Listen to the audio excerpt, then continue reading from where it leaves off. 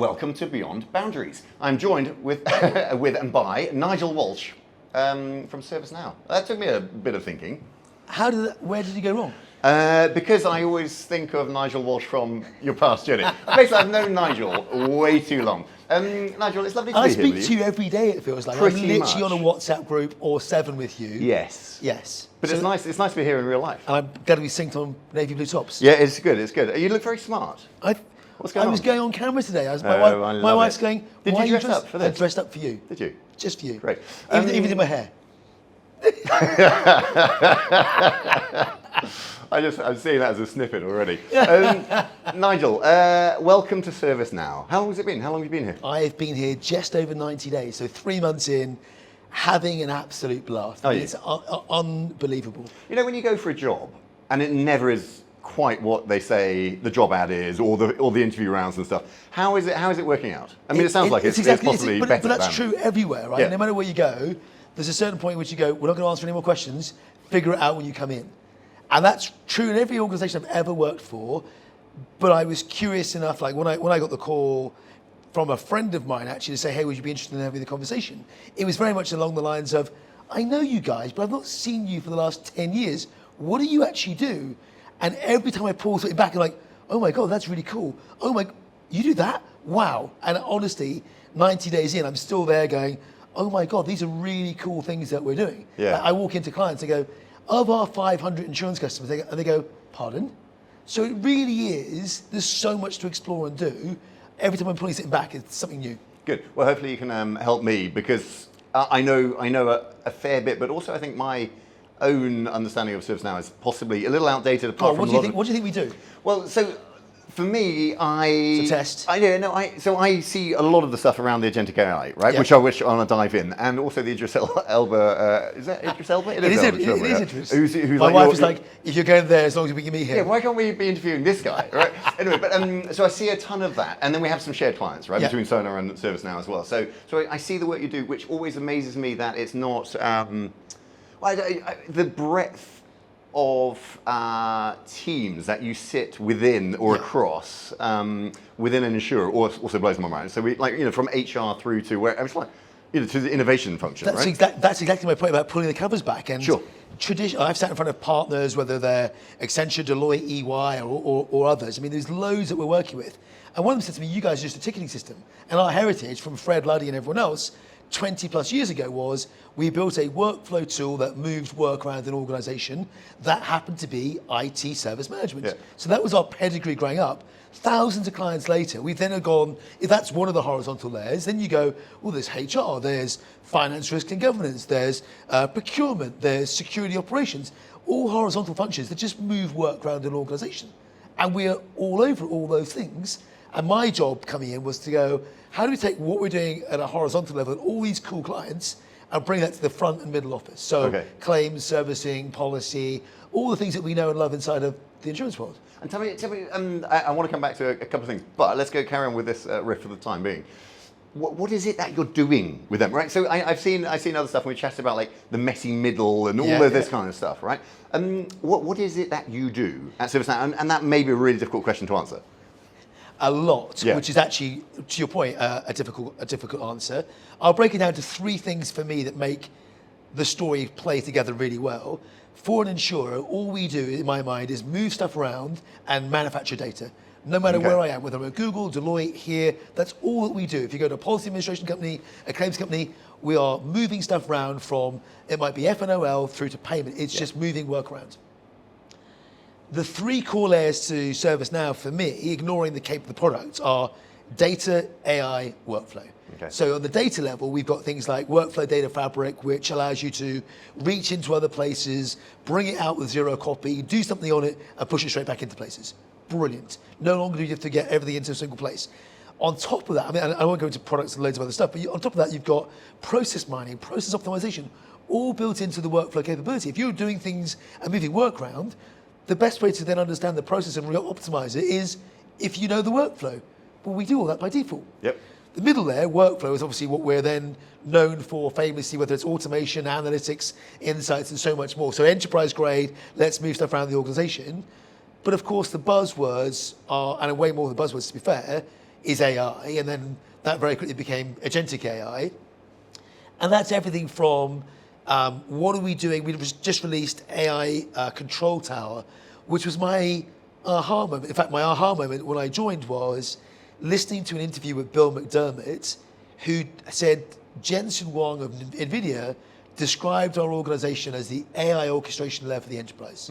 Nice. And that was I get it. It all clicked for me at that moment in time because it's built on a solid foundation, you're moving stuff around the place, and now you're applying AI, and Bill says it, north to south, east to west, across the entire organization. It doesn't have to be in the industry part, it could be in any part of the organization. How easy is that to articulate, communicate, get across to your clients? Because some are going to get it, right? But it also is, for all of us, a relative new world and no idea what the future holds will be. I imagine you'll be a little bit closer to that. But it's easy because you have to be very specific about how we talk to a head of claims or head of underwriting versus a head of HR or head of risk. It's not all the same message. The key thing for me underneath all that is the same platform, the same data estate, the same capability. So it's typically through the doors, approved by IT, approved by security, in use by the organization, and genuinely loved by most clients. So you've already got past the first hurdle. You go, hey, well, this is the area we want to speak to. Let's go to HR. We'll help you with onboarding, employee experience, our now assist capability for agentic AI and do things inside, onboarding, offboarding, help, or whatever else, linking into Workday or whatever else it might be. Oh, by the way, you own all this. You've got the capability to, you're not buying on another platform and then layering more stuff in. You own this. So actually, the aha moment clicks to go, wait, we can do this with what we have today. And it's an extra module or whatever else, but it's the same core platform. We haven't got to go through approve. It's all there. So actually, it's a really good light bulb moment for whatever part of the organization we go to. It's a lovely moment to go, it's there. You own this stuff. And as I said, we're almost in every single... I mean, incredible strength of opportunity, right? It really is. I've actually got a saying that I've used quite a lot recently, which is we have a perception issue, not a permission issue.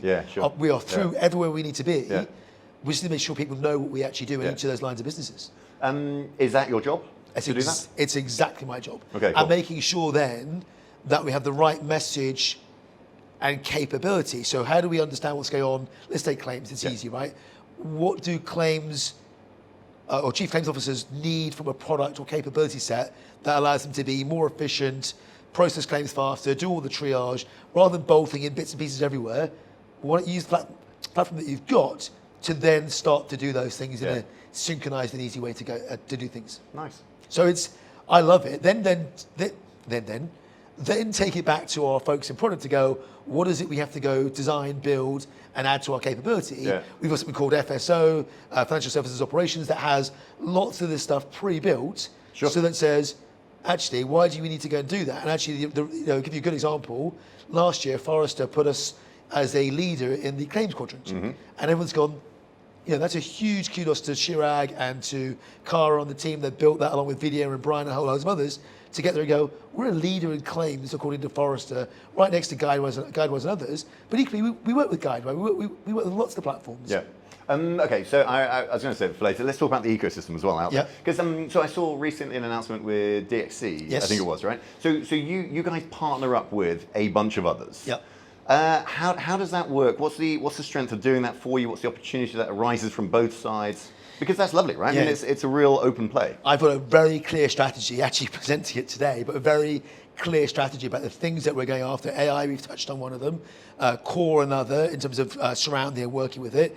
But partnerships is critical, specifically insurance partnerships. Again, I'm the insurance nerd. I'm very happy about it. How do I plug people that do things in this space that we can then augment our capability or embed our capability? So with DXC, again, industry standard for thousands of clients worldwide, working very closely with Ray and Bill and Jen and a whole host of folks across the team, whether it's their own product, whether it's London market, whether it's their BPS division.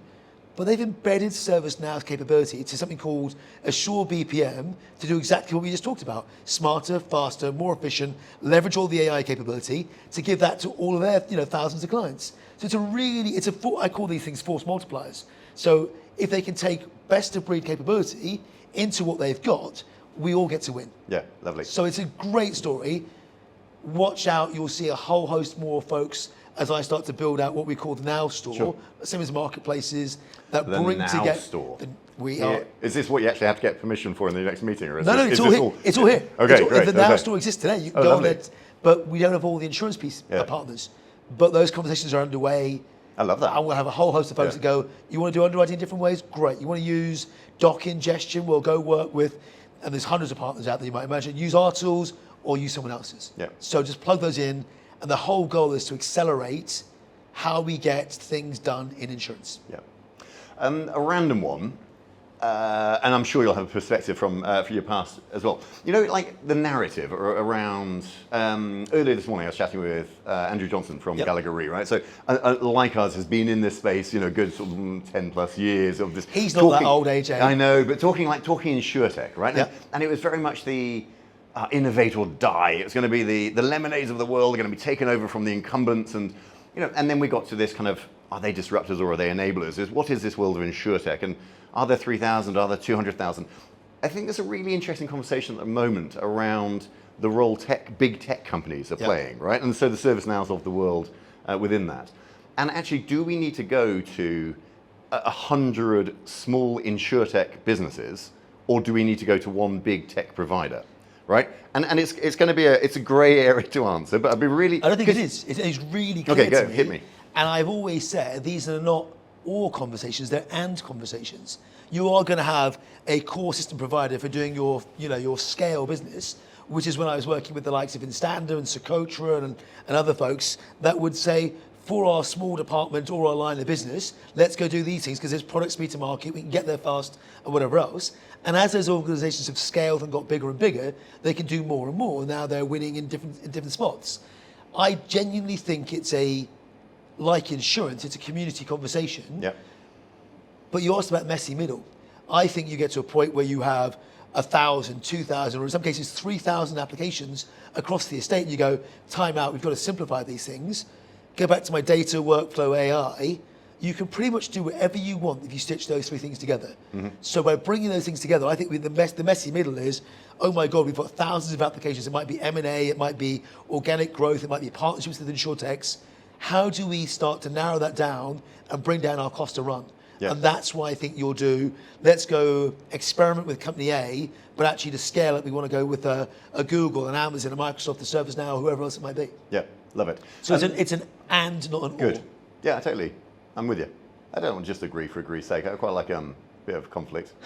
Now, Nigel, tell me, so a man who has been in the industry for a fair while, less time than Andrew, what have you seen? So just give me some changes that you've witnessed, particularly in this kind of, obviously in the insurance space, but the insurance kind of innovation, transformation. How has the world changed?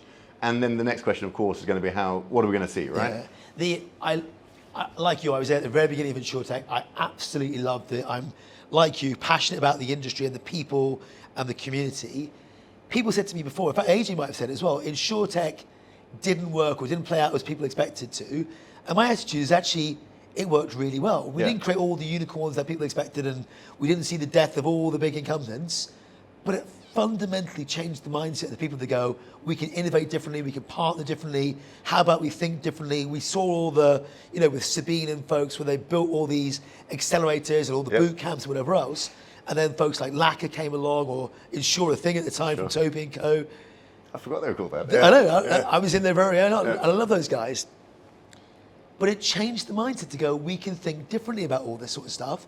And whilst we didn't see all the unicorns at the end of the day, and we saw most of the independent innovation teams stop on their own, but now go back to area or line of business like claims innovation or underwriting innovation or pricing innovation, it gave us permission as an industry to go, we can think differently about these things. So there's almost like Gartner would call it two-speed IT. There's the run the business that happens to happen regardless, but there's certain parts of that, like hyper-exponential with Amrit and team. Mm-hmm. How do we go and change individual pieces that need rethinking from someone that's worked in the industry? And what he and Richard and the team have done, just phenomenal. The same with most of the big folks that have, back to your point about enabling, just changed the way we've done this stuff. So I think the last 10 years for me have been a phenomenal, like a huge, hey, Insurtech is coming. You know, Daniel Schreiber on stage at the very first ITC going, we're going to take over the world. We've got a narrative issue. Still think we've got a narrative issue.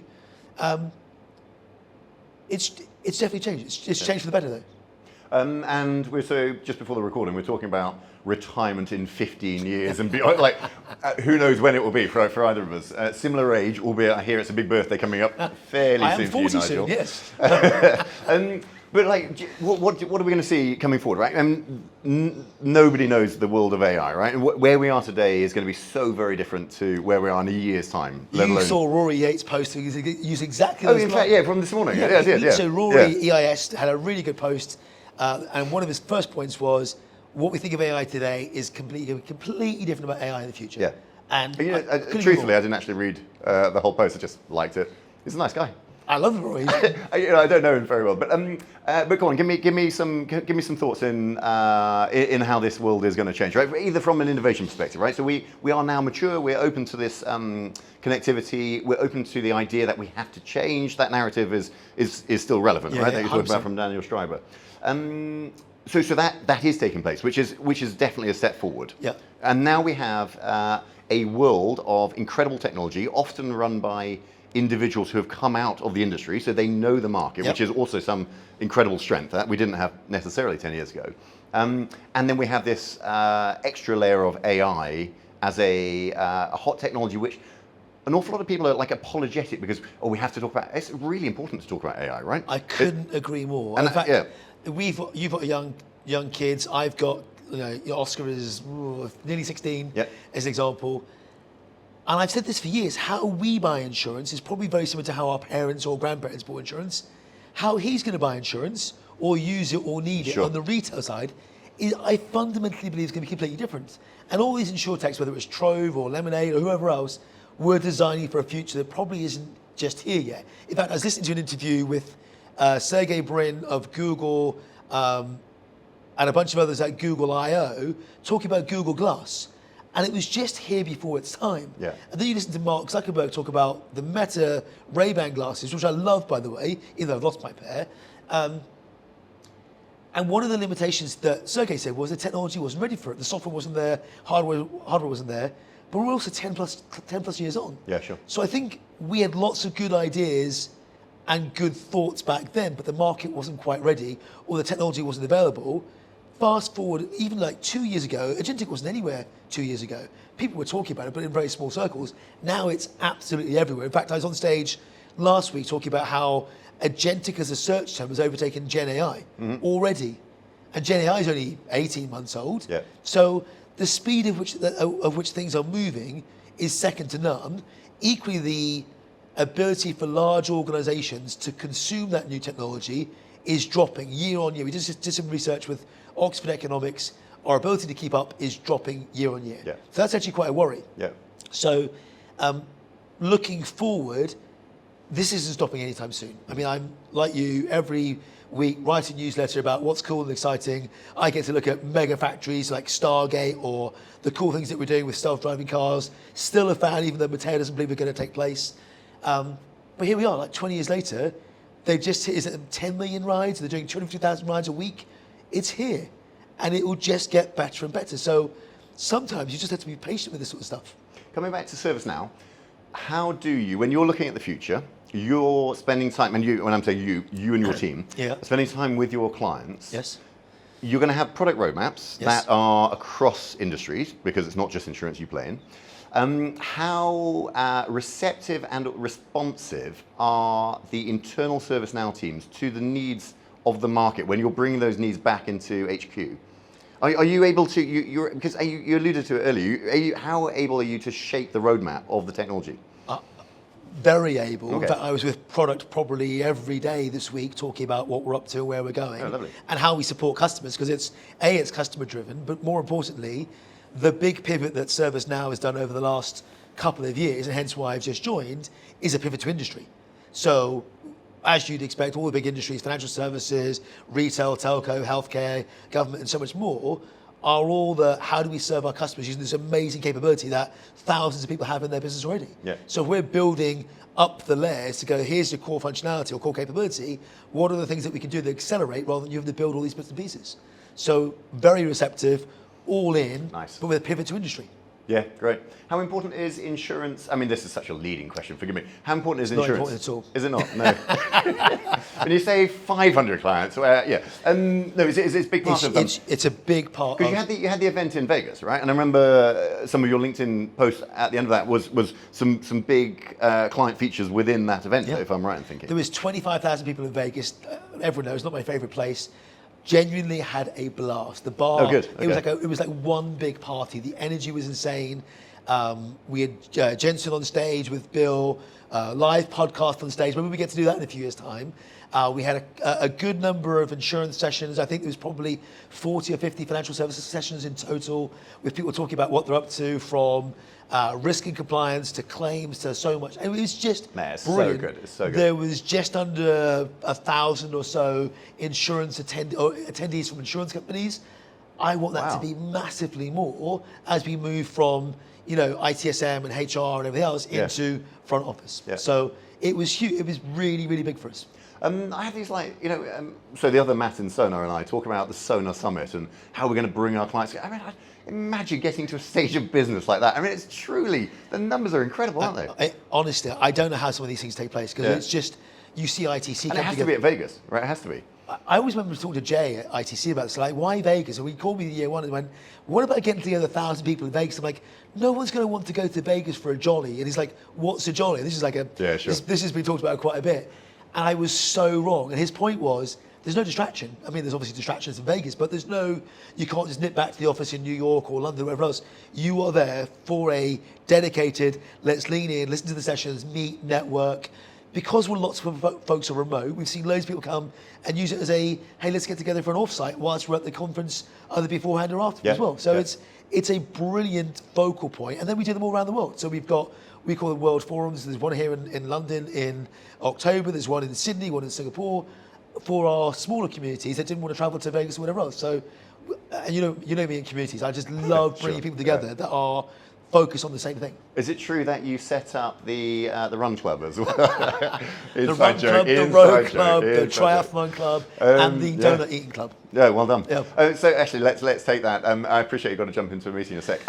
Two UK-US questions for you. So one is, back in the world, having lived in Manhattan, you are now back home officially. Is that true in the UK? 100%. Albeit I'm sure you're travelling everywhere. Always travelling, but back in Europe. How is it?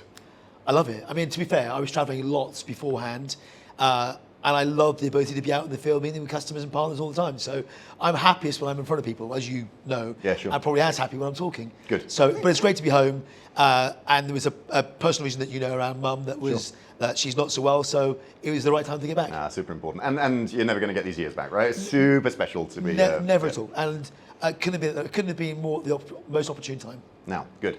Now, I don't know if you're aware, this weekend, something big in New York is happening. That I sent you an invite to join me. Are you going to it? No, I'm not. So this weekend, I for those who don't know, I got into something called High Rocks. I'm really pleased you copied your shirt on as well. That's really nice of you. I got into High Rocks, which is I don't know really what you call it, like a CrossFit endurance strength training kind of workout thing. Anyway, and Nigel is a man who works out a lot, right? I mean, you can't always see that with Nigel. And I invited you to compete in a doubles in New York this weekend coming. And you said no. Where's my ticket? I'll come in. You said no to me. And then, so as a result, I didn't get a doubles ticket, and I'm not doing it either. But my question to you, Nigel, is for a man who basically does High Rocks workouts most days. How come you've not done a High Rocks? It's a great question. And with me as well. I will tell you. I've got two ideas. Number one, I'll answer your question first and foremost. It's as hard to get a High Rocks ticket. Oh, it is. It's awful. It's a nightmare. The training's easy. You can just turn up, get told what to do, and walk away just feeling great. Posting in the community, I genuinely love it. Getting a ticket's near on impossible. It's really hard to do. But we should do one. We should. And we should do we should do insurance Rocks. So the community. But because it's so difficult. Oh no, I love that. But because it's so difficult to get a ticket, it's so difficult then to get a group of tickets. And there must be a way, right? But there's always, let's figure it out. Like whether you're in New York doing core power yoga with me and Bobby and the folks from Kroll or whatever else, or Barry's with Richard and folks, or even Lauren at ULife. I've done so many workouts these days. I don't drink, I don't smoke or gamble or any of that sort of stuff, but I love working out. So we've done so many great events where you've come to Barry's with me and you've gone, my God, that was difficult, followed by a lovely brunch afterwards. So it's just a great way to do things these days. Yeah, no, I totally agree. And a lovely community, right? Whether it's through fitness or it's just in general going to these events, it's working together, whatever it is. I completely love it. We should definitely do it. On that note, actually, we've got a game of paddle coming up with somebody as well. Nigel, I just want to say a big thank you. Thank you for you guys tuning in to Beyond Boundaries. Hope you enjoyed the interview. Good luck at ServiceNow. I can't wait to see where it goes. Let's go do something big together. Cool. Thanks, mate. Cheers.